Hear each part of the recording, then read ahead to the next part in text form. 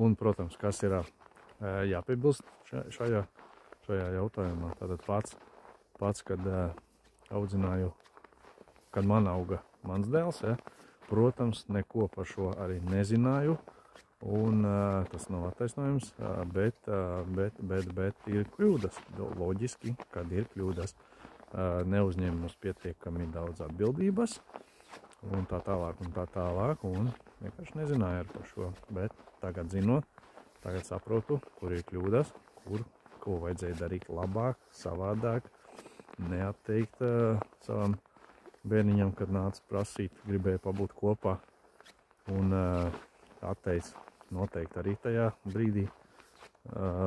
Dēls pieņēma iracionālu lēmumu, visticamā, ka viņš nevajadzīgs varētu būt vai kā, vai kaut kā tādā veidā, tas ir tīri iespējams. Tā kā tādā veidā tāds pasākums notiekās, un svarīgi ir rūpēties par saviem bērniem, lai izauga pēc iespējas pilnvērtīgāki cilvēki, un tā tālāk, ja. Tātad, bet ar hipnoterapijas palīdzību atkārtoši, ja, cilvēks, kad saprot, kad ar viņu īsti nav kaut kas kārtībā, ar hipnoterapijas palīdzību to var sakārtot visu un sariktēt, salikt pa vietiņām, un tās negatīvās, maldīgās pārliecības, kas iekšā ceļš cilvēkā, ja, tās var noņemt nost, izlabot, salabot, pārlabot un izlabot pilnībā cilvēkam dzīvi.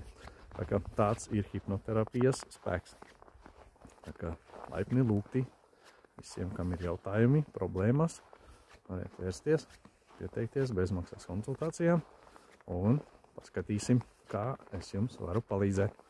Ja, tā kā droši vērsieties, man sauc Madars, esmu regresologs, hipnoterapeits, un droši vērsieties pie mani. Tā kā pagaidām, čau!